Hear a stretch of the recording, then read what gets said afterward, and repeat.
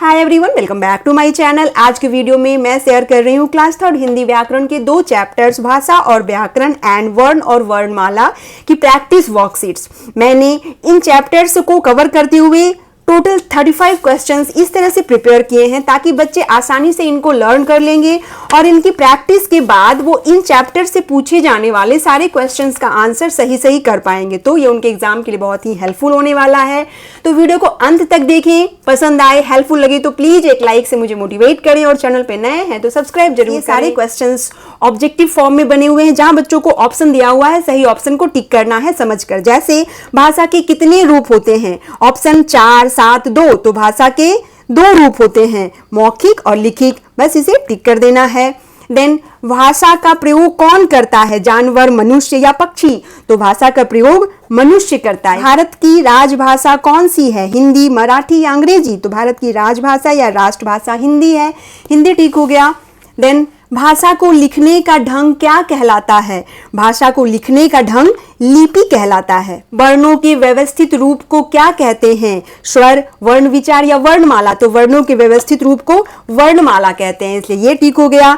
इसमें से किसे भाषा नहीं माना जाता है, भाषा किसे नहीं मानते हैं, हिंदी को, संकेतों को या दोनों में से कोई नहीं, तो यहाँ संकेतों को भाषा नहीं मानते। देवनागरी किस भाषा की लिपि है, अंग्रेजी, उर्दू या हिंदी, तो हिंदी भाषा की लिपि देवनागरी होती है। हम मौखिक भाषा को किस प्रकार समझते हैं, बोलकर और लिखकर, पढ़कर और लिखकर या बोलकर और सुनकर, तो हम मौखिक भाषा को बोलकर और सुनकर समझते हैं, इसलिए ऑप्शन ग सही होगा। मराठी भाषा किस राज्य में बोली जाती है, कश्मीर, महाराष्ट्र या बंगाल, तो मराठी महाराष्ट्र में बोली जाती है। इसलिए कहानी लिखना भाषा का कौन सा रूप है, मौखिक, लिखित या दोनों, तो कहानी लिखना, लिखने वाला काम हो रहा है, इसलिए लिखित भाषा का रूप है। नेक्स्ट, हिंदी दिवस प्रतिवर्ष कब मनाया जाता है, 15 अगस्त, 14 दिसंबर या 14 सितंबर, तो हिंदी दिवस 14 सितंबर को मनाया जाता है। बच्चा सबसे पहले क्या सीखता है, लिखित भाषा, मौखिक भाषा या सांकेतिक भाषा, तो बच्चा सबसे पहले मौखिक भाषा समझता है। भाषण देना भाषा का कौन सा रूप है, मौखिक, लिखित या दोनों, तो भाषण देना मौखिक भाषा का उदाहरण है। रेडियो पर गाने सुनना भाषा का कौन सा रूप है, गाने सुनना, अगेन सुनकर हम किसको समझते हैं, मौखिक भाषा को। अब सही शब्द से रिक्त स्थान भरें, दिए हुए ऑप्शन में से सही शब्द को यहाँ लिखते जाना है। जैसे भारत में डैश भाषाएं बोली जाती हैं, 22 या 1, तो भारत में टोटल 22 भाषाएं बोली जाती हैं, इसलिए 22 यहाँ लिख देना है, 22 सही होगा। डैश हमारी राष्ट्रभाषा है, हिंदी या उर्दू, तो हिंदी हमारी राष्ट्रभाषा है। डैश से भाषा के शुद्ध रूप का ज्ञान होता है, व्याकरण से या लिपि से, तो व्याकरण से भाषा के शुद्ध रूप का ज्ञान होता है, इसलिए व्याकरण यहाँ लिखना होगा। अंग्रेजी भाषा की लिपि डैश है, देवनागरी या रोमन, तो देवनागरी हिंदी भाषा की लिपि है और अंग्रेजी भाषा की लिपि रोमन है, इसलिए रोमन ठीक होगा और रोमन यहाँ लिखना भी है। अपने विचारों का आदान प्रदान हम डैश के माध्यम से करते हैं, व्याकरण या भाषा, तो हम भाषा से अपने विचारों का आदान प्रदान करते हैं, तो यहाँ भाषा लिखना होगा। विश्व में सबसे अधिक डैश भाषा बोली जाती है, हिंदी या अंग्रेजी, तो अंग्रेजी भाषा सबसे अधिक बोली जाती है। तो ये हो गए भाषा और व्याकरण से रिलेटेड। अब देखते हैं वर्ण और वर्णमाला से रिलेटेड क्वेश्चंस।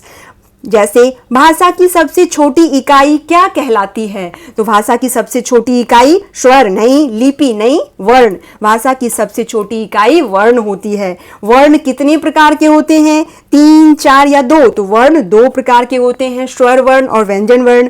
कौन संयुक्त व्यंजन नहीं है, अब संयुक्त व्यंजन कौन है, छ, त्र, ज्ञ, श्र, तो यहाँ पे क संयुक्त व्यंजन नहीं है, इसलिए टिक करना है। ऐसे क्वेश्चंस में बच्चे अक्सर कंफ्यूज हो जाते हैं, वो संयुक्त व्यंजन को टिक करके आ जाते हैं, नहीं पे ज्यादा ध्यान नहीं जाता है उनका, तो इसकी प्रैक्टिस करवाइए, बोलिए कि क्वेश्चन को पहले अच्छे से पढ़ो, समझो, देन आंसर करो।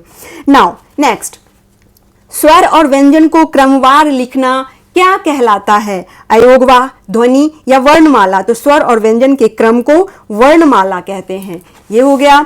नाउ हिंदी वर्णमाला में डैश व्यंजन होते हैं, हिंदी वर्णमाला में टोटल कितने व्यंजन होते हैं? 23, 33 या 32? तो टोटल 33 व्यंजन होते हैं।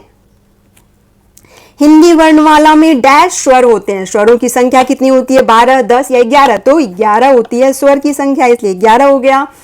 र व्यंजन का उच्चारण कितनी तरह से होता है? 4, 2 या 3? तो र व्यंजन का उच्चारण 3 तरह से होता है।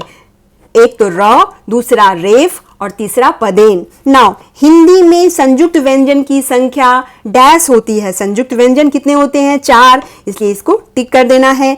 किस शब्द में अनुनासिक का प्रयोग हुआ है? अब इन शब्द को देखो और किन में अनुनासिक का प्रयोग हुआ है उसे टिक करना है। जैसे बंदर, पतंग और पांच, तो अनुनासिक क्या होता है? चंद्र बिंदु जिसे बोलते हैं हम, इस तरह से जो 5 में यूज हुआ है, तो ये सही ऑप्शन हो गया।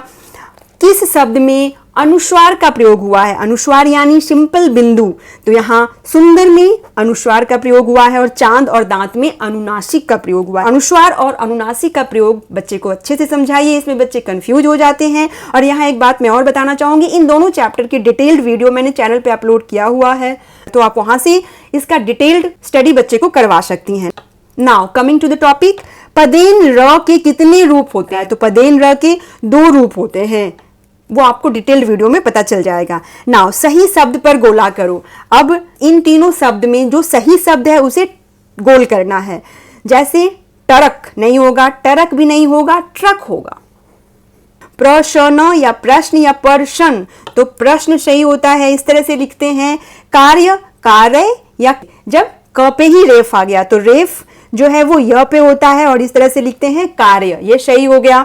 नाउ निम्न में अनुनासिक अथवा अनुस्वार चिन्ह लगाएं। अब इन शब्दों में कहां अनुनासिक और कहां अनुस्वार चिन्ह लगेगा, लगाकर इसे कंप्लीट करना है। ये क्या है? गांव, गांव में इस तरह से अनुनासिक का प्रयोग होता है। कंघा में अनुस्वार का प्रयोग होगा, संसार में अनुस्वार होगा, सांप में अनुनासिक होगा, आंधी अगेन अनुस्वार होगा, और दांत, दांत में अनुनासिक होगा, आंख में भी अनुनासिक होगा। तो इस तरह से इसकी प्रैक्टिस भी जरूर करवाइए ताकि उनकी कंफ्यूजन दूर हो। नाउ वर्णों को मिलाकर शब्द बनाओ। अब इन वर्णों को मिलाकर जो शब्द बन रहा है उसे लिखना है। तो यहाँ क्या हो रहा है? क अ से क बन गया, ह अ से हा हो गया, और न ई से नी, तो ये बन गया कहानी।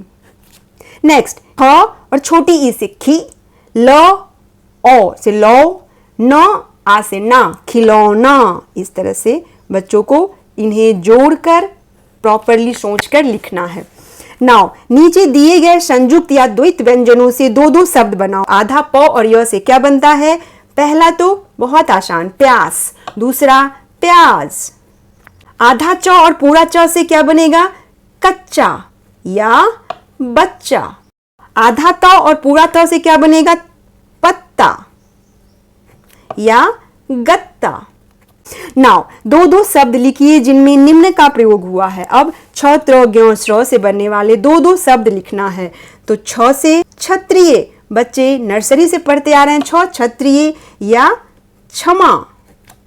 त्र से त्रिशूल और पत्र। ज्ञ से ज्ञान या ज्ञानी, दोनों ही होगा। श्र से श्रम या परिश्रम। तो ये हो गए दोनों चैप्टर के सारे टॉपिक्स को कवर करते हुए क्वेश्चन आंसर। इनकी प्रैक्टिस करवाइए, बच्चे को लर्न करवाइए। आज के लिए इतना ही। आई होप ये वीडियो आपके लिए हेल्पफुल होगी। Thanks for watching, bye bye.